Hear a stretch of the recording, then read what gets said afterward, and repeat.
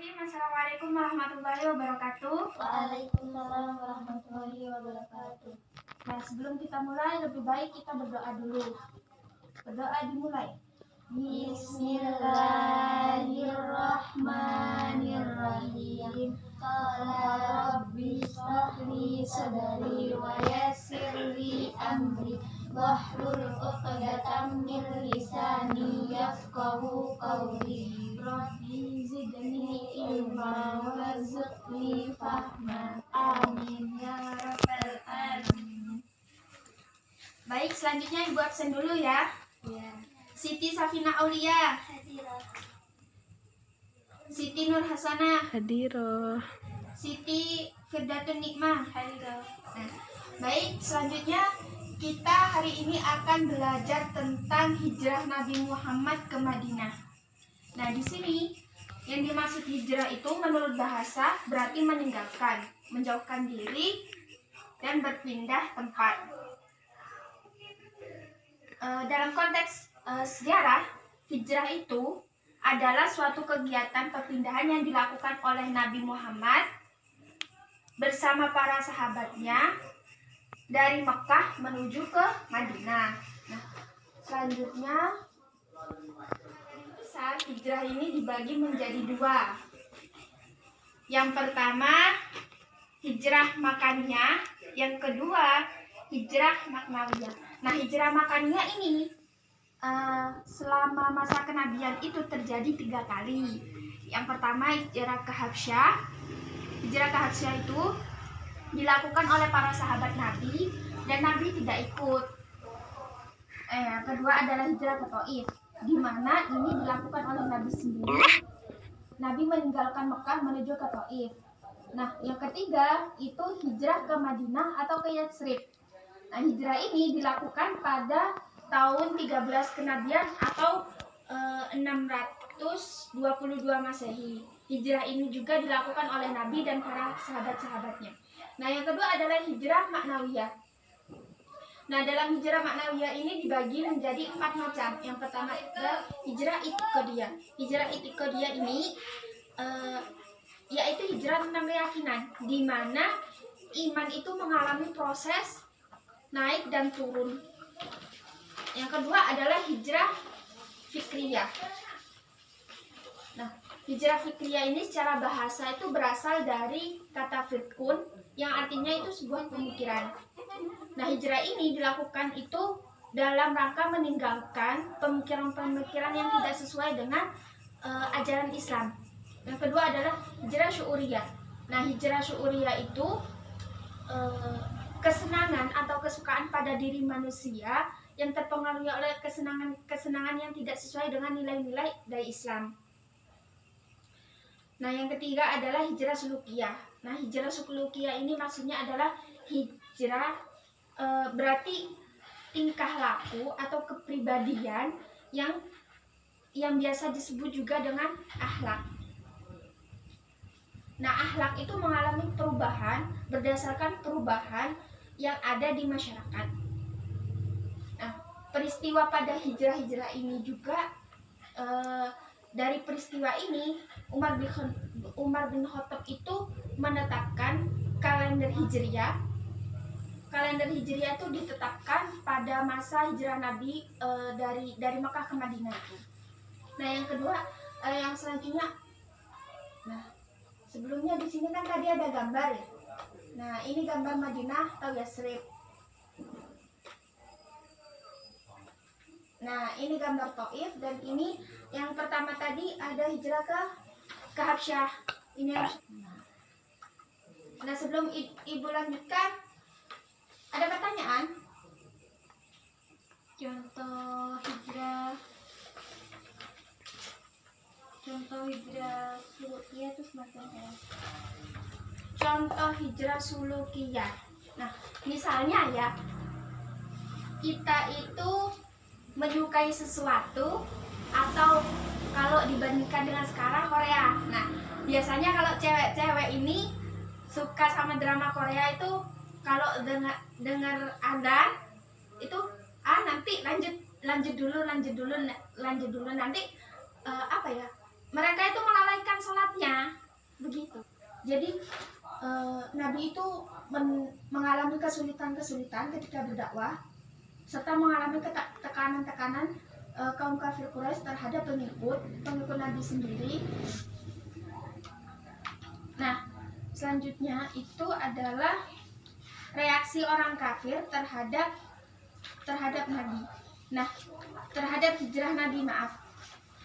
Nah, reaksi orang kafir ini ketika orang kafir itu mengetahui adanya perjanjian antara Nabi dan orang-orang Yasrib, mereka itu semakin keras menyiksa umat Islam, sehingga Nabi itu memutuskan untuk segera hijrah. Nah, adalah reaksi orang kafir Quraisy terhadap hijrah Nabi.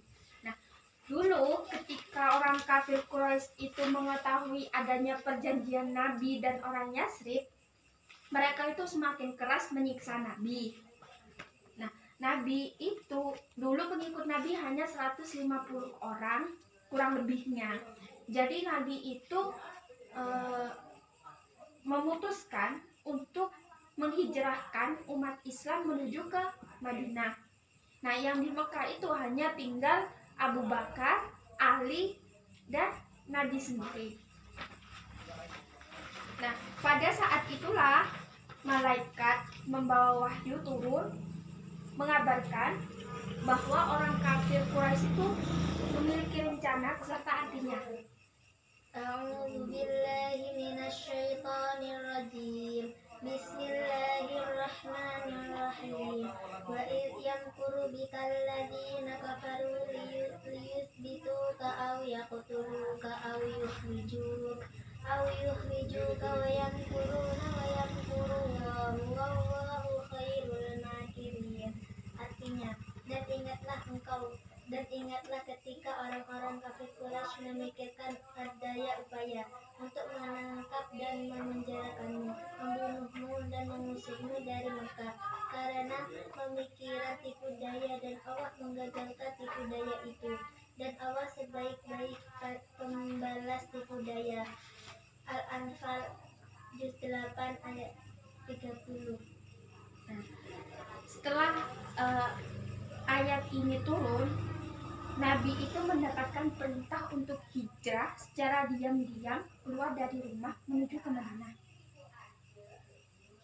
Nah, pada akhirnya usaha-usaha yang mereka lakukan itu ke Madinah. Nah, pada proses-proses ini ada lima poin penting. Yang pertama itu Ali bin Abi Thalib itu menggantikan posisi Nabi tidur, begitu. Nah, Ali melakukan itu untuk mengelabui orang-orang kafir Quraisy yang sedang mengejar Nabi. Akan tetapi itu melanjutkan pencariannya sampai orang kafir Quraisy itu kembali dihambat oleh burung dan laba-laba yang bersarang di depan gua Sur, yang di dalam gua tersebut ada Ali dan Abu Bakar. Nah, pada poin yang kedua itu Rasul dan Abu Bakar itu berdiam di dalam gua Sur. Nah, beliau dan Abu Bakar itu berdiam selama kurang lebih 3 hari di dalam gua tersebut. Dan selama itu pula Nabi itu menyusun rencana hijrahnya dengan matang. Selama di dalam gua, Nabi itu dikunjungi oleh Amr bin Furaihah yang menggiring dombanya pada tengah malam agar Nabi itu bisa meminum susu dari domba itu dan kembali sebelum fajar itu terbit. Maksudnya menggiring dombanya itu kembali lagi sebelum fajar itu terbit. Nah, dalam perjalanan menuju Madinah, Nabi itu dipandu oleh Abdullah bin Suraqah. Siapa sih Suraqah ini? Nah, ada sebagian riwayat yang mengatakan kisah Suraqah ini adalah sebab turunnya surat Al-Ikhlas.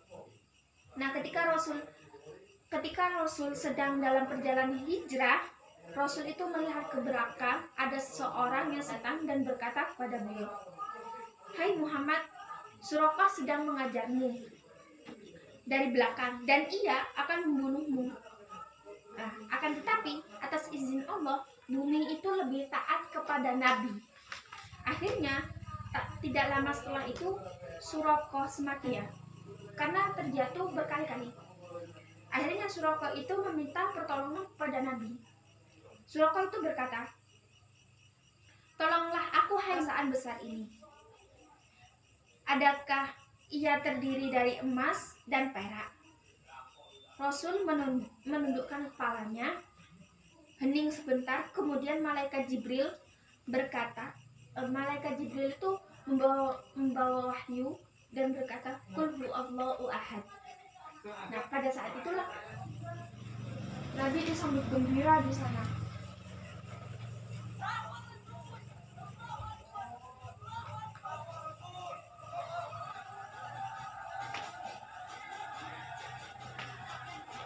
Nah, mereka menyanyikan sholawat Thala al-Badri untuk menyambut kedatangan Nabi.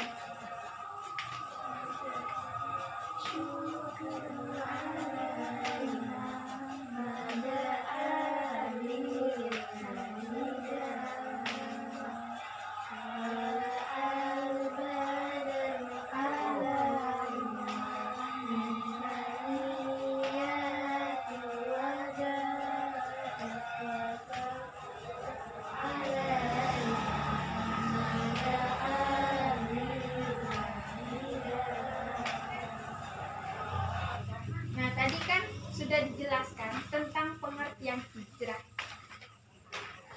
Iya, apa sih hijrah itu? Menurut bahasa berarti meninggalkan, menjauhkan diri, dan berpindah tempat. Nah, secara garis besar, hijrah itu dibagi dua. Firda sebutkan. Yang pertama hijrah makaniyah, yang kedua hijrah maknawiyah. Jelaskan apa yang dimaksud dengan hijrah makaniyah. Hijrah makaniyah yaitu meninggalkan suatu tempat. Itu hijrah ke Habasyah, dua hijrah ke Taif, tiga hijrah ke Madinah atau Yathrib. Ya. Nah, hijrah maknawiyah ini dibagi menjadi berapa ya? Menjadi 10. Menjadi 4. Menjadi 4. Sebutkan. Hijrah itu hijrah keyakinan. Paham semuanya? Sudah Bu. Nah, mari kita tutup pelajaran kali ini dengan doa.